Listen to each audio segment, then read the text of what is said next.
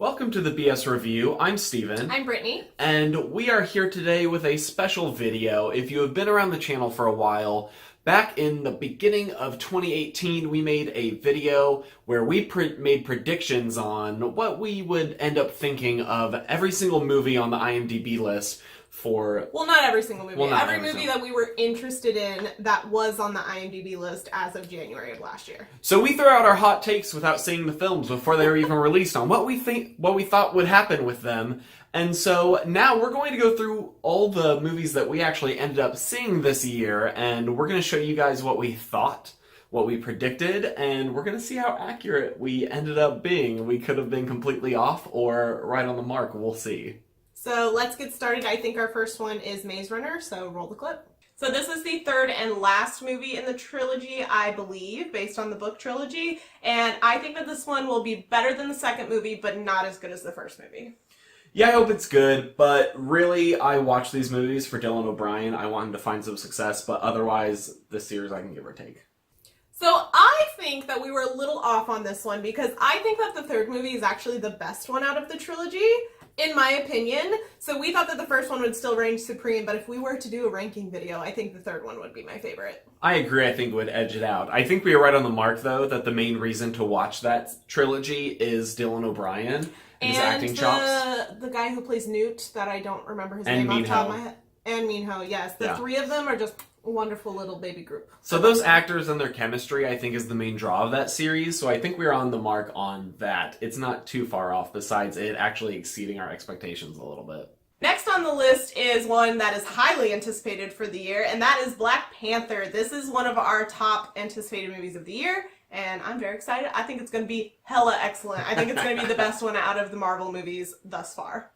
I really hope so. I have a lot of high hopes for this movie. I really want it to be good, and I'm very excited. The cast looks killer. Everything about this movie just looks great.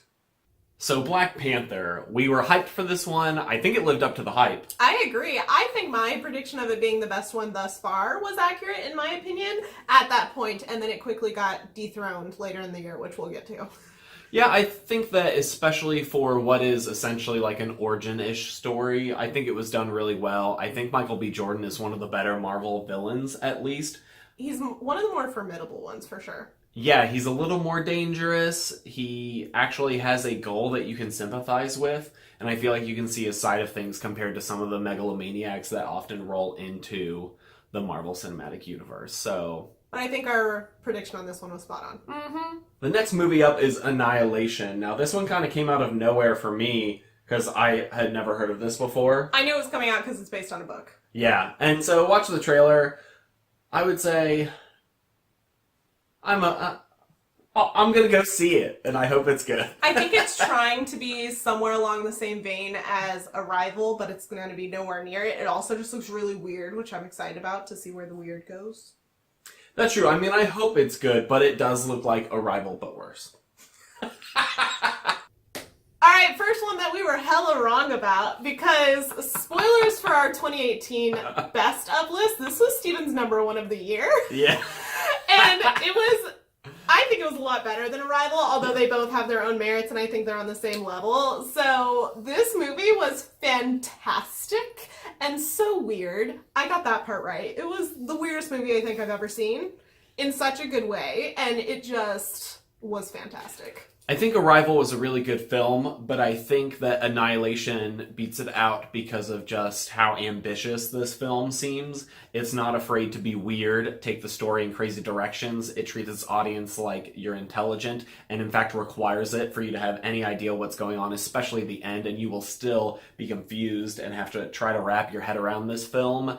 And it's awesome. Yeah, it was my number one for a reason, and I'm happily very wrong about this movie. My prediction was garbage. To be fair, the trailers gave away nothing, That's so true. it was kind of hard to get a feel for just from initial looks.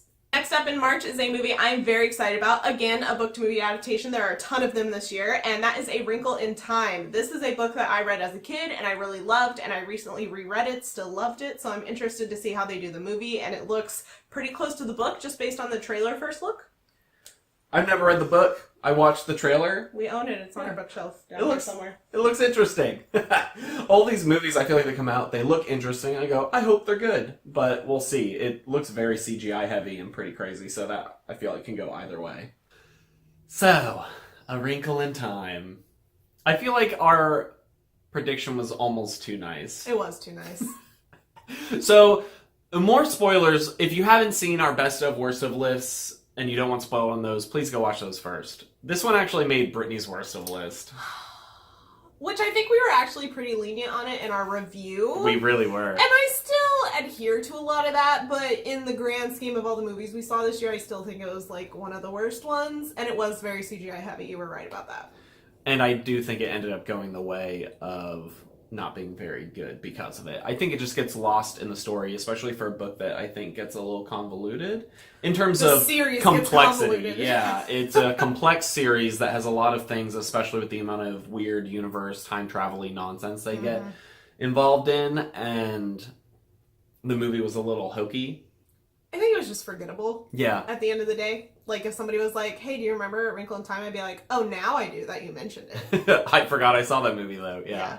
Like I said, there's a lot of book-to-movie adaptations coming out, and the next one is another one, and that is Love, Simon. This is based on the book Simon versus the Homo Sapiens Agenda, which is on my to-read list for next month. I haven't read it yet, but it's about a boy coming to terms with his sexuality in high school, and I've just heard stellar things about the book, and people who love the book are very excited about the movie based on the trailer and casting, so I think it's going to be good.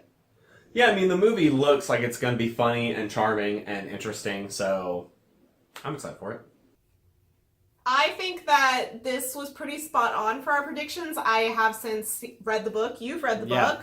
And we've both seen the movie. And it, again, made tops lists of this year. Yours. Yeah. And so it was excellent. Highly recommend. There's a scene in it that makes me cry every time I see it. It's so good. Yeah, our prediction was on point. It's just a really enjoyable movie, fun watch, great message, great performances, great casting. It's a good film, and I'm glad we predicted it that way. I'm really hoping that they do Leah on the Offbeat, which I also have not read, but it's a companion novel to this one, and it continues Leah's story from Love, Simon and her experiences and such, and I've heard really good things about the book, so I'm wondering if they'll eventually make the movie. The last movie in March is Ready Player One, and now this one, guys, it is not a video game movie, it is a movie about video games. True. So, has potential where it can be good. I am actually really hoping that this one's excellent. So, another book-to-movie adaptation. I've read this book. I loved this book. By the way, the audiobook is read by Will Wheaton. Highly recommend. But it's great, even though I didn't quite understand all the 80s references. It was still a really enjoyable read, and I think the trailer looks pretty true to the book. So I'm excited. I'm trying to convince this one to read the book before the movie comes out. I'll probably read the book before the movie comes out. Oh, okay. We'll see. We'll see. So, we did a whole series on this. I did convince him to read it. Yeah, we both. She reread the book. I read the book. We did a whole thing. You guys can check it out. Lulls at me thinking it would be book accurate. Some parts were, but a lot was not. I felt like the movie did not uphold the spirit of the book and instead went for Spielberg's idea of what it should have been. We rant all about it in the videos. We've talked about this movie a lot. A lot of you have disagreed with our opinions. That's fine. It does not change them. We didn't like it. I think in my prediction I was right using the word potential. It did have a lot of potential. It did have a ton of potential, and it just didn't go that way for us. So. I'm still so angry about the first challenge in the movie. Seething forever and ever about it. It's so stupid.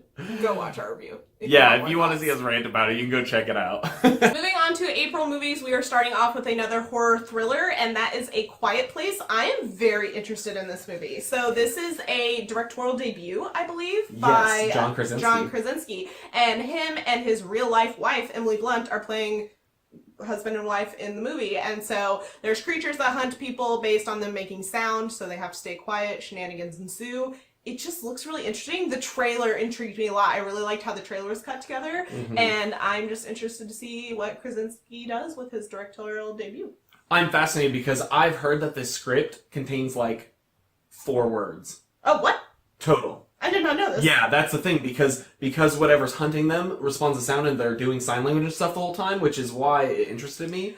I've been really like, into no like words into it. non-verbal acting lately, so I'm curious to see if this does that well. So this one just looks like a different take on a horror movie, and I would say it's my most anticipated horror movie coming out. This one ended up being really great. I think that we predicted pretty well in this, although, minor correction, it was not a directorial debut.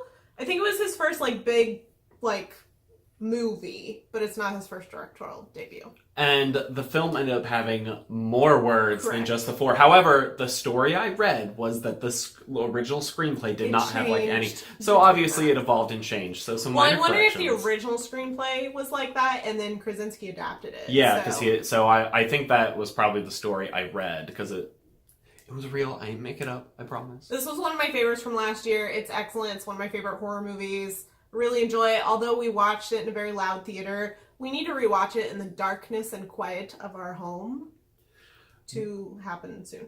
But it was enough to still really enjoy the film, know that it was a great movie and another one that was willing to take some risks and do something you don't normally see in a film. And you see people trying to copy it with films like Bird Box of trying to like... Well, that's not trying to copy it because Bird Box existed before Quiet Place. Concept-wise. Movie-wise, though, like, it's hip. It's hip to have the you can't do certain things to survive. I predict, this is my prediction from following years, we will see a couple more like that after the success of both of these films. So, but our prediction was on point. So the next horror movie on the list, this might be my most anticipated. I was thinking of something different months later, but okay. I'm very excited for this one. But there's no information about it yet. So this was originally supposed to come out in just a couple weeks from now, but we hadn't gotten a trailer yet. And then sure enough, there was an article that went out saying it got pushed to April. I'm hoping it doesn't get pushed more. We'll see. But that is the Cloverfield movie. And the first Cloverfield movie I absolutely hated. I need to rewatch it. Maybe I'll like it better on a rewatch. Yeah. But the second movie I loved. 10 Cloverfield Lane. If you have not watched this movie, get on it. But so I'm excited for the third one to see where they take the universe. Yeah, 10 Cloverfield Lane had such a strong showing, such a great psychological thriller with a crazy twist at the end. And I'm really excited to see where this one goes. I'm wondering if it's going to stay separate or if they're going to eventually tie threads between If them. I remember correctly, I think I've read somewhere, and this may or may not be rumor, but that they will tie together. They're doing the kind of like book series type thing where you have multiple books like different ways, and then they all tie up at Telling the end. the grand story of... Right, I think that's Yeah. what they're doing, but I'm not 100% positive because these movies are kept so tightly under wraps until they come out, but we'll see how it does. Which is exciting, but I think regardless, it's going to be good. I enjoyed both earlier films. I trust JJ with this franchise, and it's going to be good. So, Cloverfield Paradox is what it ended up being called. It was not very good. It's putting it gently. It was real bad. It was both of our number one worst movie of 2018 picks. We talk about it at length in our worst movies video as well. We have a full review. Both are very ranty about this film. So our prediction was way off. I don't know what happened to this movie. I no longer trust JJ. That's what this taught me. And right now, there is one really good film in the franchise, and then one okay film and one really garbage film. So your franchise is struggling a little bit, and needless to say, I'm not as hyped for the next Well, one. and then Overlord was supposed to be a Cloverfield movie, but then it wasn't. Confusing. Although I was right about it all tying together, all three movies being connected, because the third one very much did that. It's very true. Just badly. Yeah, I tried to explain it all, but in a bad way. So it was terrible. Don't recommend. Even though it's for free on Netflix. We are now moving into the summer blockbusters with May, and first up is Avengers. Go on. This is my most anticipated movie of the decade. The trailer for this was stunning. I'm excited. They have been building up to this since 2001. I'm trying not to clap in this video a lot because I am so excited. This movie, I think, I really want it to be good, so I'm going to go on a limb. I think this movie is going to be great. I think the Russo brothers know what they're doing with the universe. I think it's going to have the most emotion, the most heart, and people are going to die. This movie is going to be complete insanity, and I'm going to be squealing like a total fanboy the entire time. We were incredibly spot on with this. Avengers, this is what I mean by Black Panther getting derailed as the best yet. It is definitely the best so far out of all the Marvel movies, in my opinion. I think that it was excellent. Stephen fanboyed the whole time. It was great. Most ambitious ending It was an insane movie. It was. A moon was literally thrown at Tony Stark. Like things got wild, and it's just our predictions were right there, and I'm so glad. Then we'll actually have a few week break before we hit Solo, a Star Wars story. This is gonna be trash. I'm not all that jazzed about not this. well kept secret is that we are not excited for this one. I don't think it's gonna be good at all, guys. I think it's gonna be bad. You. And that's just because out of the entire depth of the Star Wars universe, you have everywhere you can go, you decide to tell the story that no one wanted to know. No, we don't. It's not necessary. Han Solo's story only matters for what you already see that's already on the screen. Everything before that, Plus, you don't have Harrison Ford. What? No. So, I think this one's going to be bad, but people will probably hate us for it. We'll see. Might be a controversial review. Those are always fun. So who knew that we would actually be on the opposite side of this train? We really liked this one. We actually quite enjoyed it. I think I still agree with the original sentiment that it wasn't a story that needed to be told. No, but I would say that what ended up coming out of it was not focused on Han Solo quite as much. Like, it did have to do a lot with him, but especially what they were setting up and everything wasn't only related to him. Yeah, I definitely think that it was a lot of fun and probably the most like the original trilogy of Star Wars films that we have gotten recently besides Force Awakens, which is just like a copy-paste. So I think that it was a good film. We were wrong. It wasn't trash. I'm sad that it's probably not going to continue with the story that was set up because I was actually very intrigued by everything that they set up in that film. Yeah, it's too bad that it actually panned because there were some really cool things about that film that would have been cool to see carry over into like an Obi-Wan film, into a Boba Fett film. Those things could have been pretty neat, and they're not going to happen now, so Sad. bummer. Rolling right into June, This is my birthday month. Yeah, your birthday month, and right before her birthday, Deadpool comes out. That's what we'll be saying for my birthday. I'm excited for this one. I loved the first one way more than I thought I would, so I think this one's going to be great. Yeah, Ryan Reynolds is great as Deadpool. I think T.J. Miller dropped out, and I think that was a smart move for the franchise because he was the director, and people liked it. Wait, he was the director? He was the director, yeah, so... He had scandal things happen, as most men in Hollywood are going through at the moment. But I think the replacement, I can't remember his name right now, I think the movie's going to turn out well, though. I think it's going to be a lot of fun. And what's the name of the guy who's playing Cable? The same guy who's playing Thanos. Yeah, that guy. Josh Brolin? Josh Brolin! There we go. Yep. I think he's going to be good. I'm excited. I am not very familiar with the Deadpool comics at all. You are a little bit. Yeah, I've read them all. Oh, a lot of it? So, as a non-comic experienced person and a comic experienced person, it'll be interesting to get both of our takes on it. I mean, I'm surprised Cable wasn't in the first one, is what Oh, I'll I say. think it was good he was. I think they needed to establish Deadpool without his posse. No, I agree, but I think this one has the potential for a lot of buddy cop fun. Alright, another one where we were very wrong about. I hated this movie, did not enjoy it at all, don't recommend. Yeah, I don't recommend it. I will say that in terms of the portrayal of Cable, Josh Brolin did a good job. I agree, Our I did prediction like was Cable. on point on that. I think that seeing Juggernaut portrayed accurately on screen was friggin' dope. There were definitely parts of this movie that were good, but the overall movie I was very, very disappointed in, and I really didn't like it. Yeah, I think they made some narrative choices that were my biggest problem, and some choices to move in the more random direction. The OMG, we're so random, instead of being, I think, the flip side of the Deadpool character, of that dark humor that's a little twisted, but it's still like grounded, and this movie was like, forget about that. And I think it was to the film's detriment. After Deadpool, we have a movie that I'm very excited about, and that is Ocean's 8. The Ocean's 11 franchise, I really enjoy. I think it's really good, and I love that we're getting like a female reboot of it, but it's not even like a reboot. It's a continuation. Yeah. And I think that the cast is phenomenal. The women in this movie just, marry me, please. They're fantastic. I'm excited. I think the trailer makes it look great. I think it's going to be really good. I think this movie is another one of those that's either going to be really good or really bad. I think it's either it's going to be like Ghostbusters, where they kind of just... Clarification, we have not seen Ghostbusters.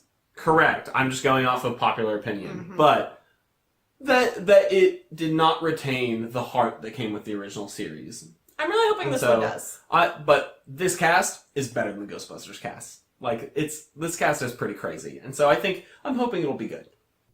So I think my prediction personally was wrong on this film. It wasn't, like, really good or really bad. It ended up kind of being solid. I think it's skewed better. Yeah. It's skewed good. Yeah, it's skewed really good. And so it was a fun film to watch, and it was enjoyable. I think had a fun twist to it. I think that it set up the potential for further movies really well. I'm hoping they make it a trilogy or such. I really liked it. I definitely think the way they tied it in was better than just trying to sell it as like an all-female reboot, as much as like, no, this is an extension of the Ocean's universe, and so they got to play on some of the old Ocean's lore and still have some fun with this cast, which was crazy. And have some cameos of old cast, which was nice. And it was just a fun ride, which is all I really think people expect out of an Ocean's film.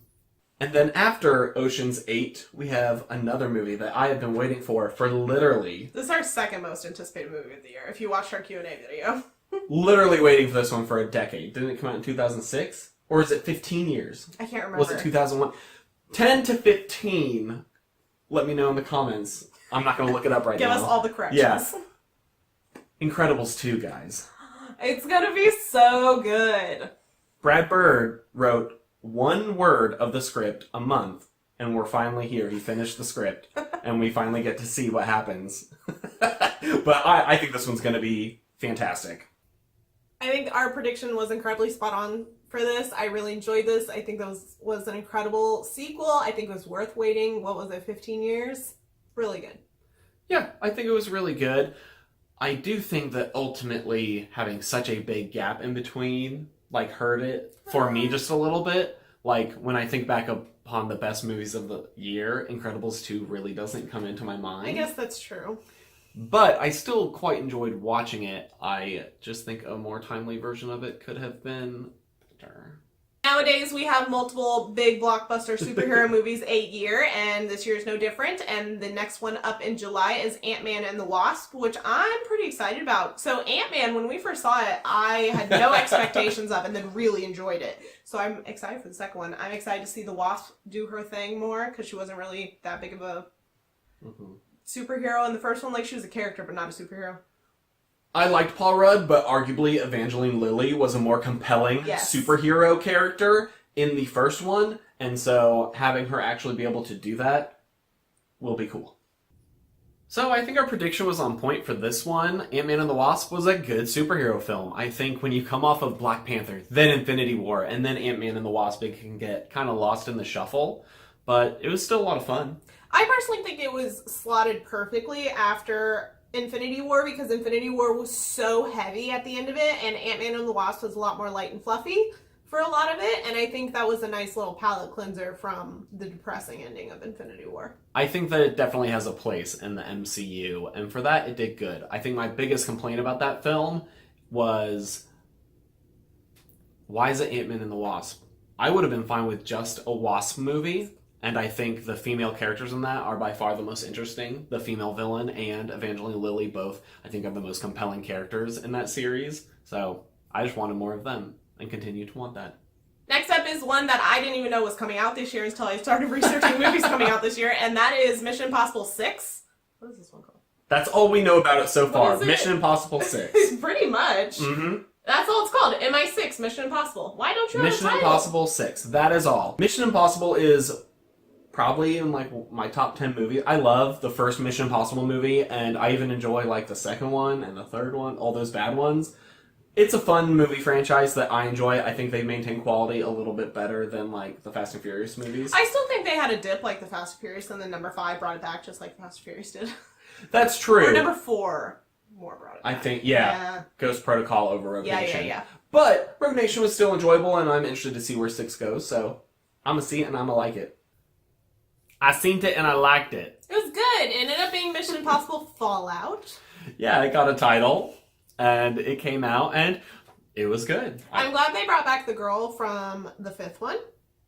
Really liked her. That's true. I did feel like this film did a good job with its continuity, which isn't something you can always say about a series when it gets into its 6th film. So I think our prediction was pretty spot on. Coming up next in the month is Goosebumps Horrorland. And the first movie actually surprised us. We really enjoyed it. Yeah. So I think this one will be funny. Jack Black, I think, just hits my funny bone. Again, if you haven't seen Jumanji, he made that movie, man. He's the funniest part of Jumanji. And I mean, all his movies are hilarious. Like School of Rock is a gem. And It's true. a bunch of other ones he's been in. So I think I like his King Kong better than the new one. Me too. Watch our best and worst list of 2017. So this one actually had a title change from Horrorland to Haunted Halloween, and we did end up seeing it during our Spooktober October extravaganza of videos, and yeah, it was fine. It made both of our worst lists. That's to true, put it things in perspective. It wasn't like I didn't regret going to see it. I kind of regret spending money on it, but not watching it with my eyeballs, and Jack Black was not in it enough, which if you watched any of our other videos related to this, you've heard us say that a lot. Yeah, Slappy don't count. So, No. Yeah, this film was just not that good, and that's what it is. It is what it is. Starting off the month of October, we have the Venom movie. Now, we don't know a whole lot about it besides Tom Hardy's in it, and that it's not connected to the Spider-Man universe. Why? It's so stupid. If you've ever wanted to see someone mishandle a franchise or a character, Sony is the place to go. Oh my god, why would you take, like, the arch enemy of Spider-Man and then remove Spider-Man from it and, like, have his own movie?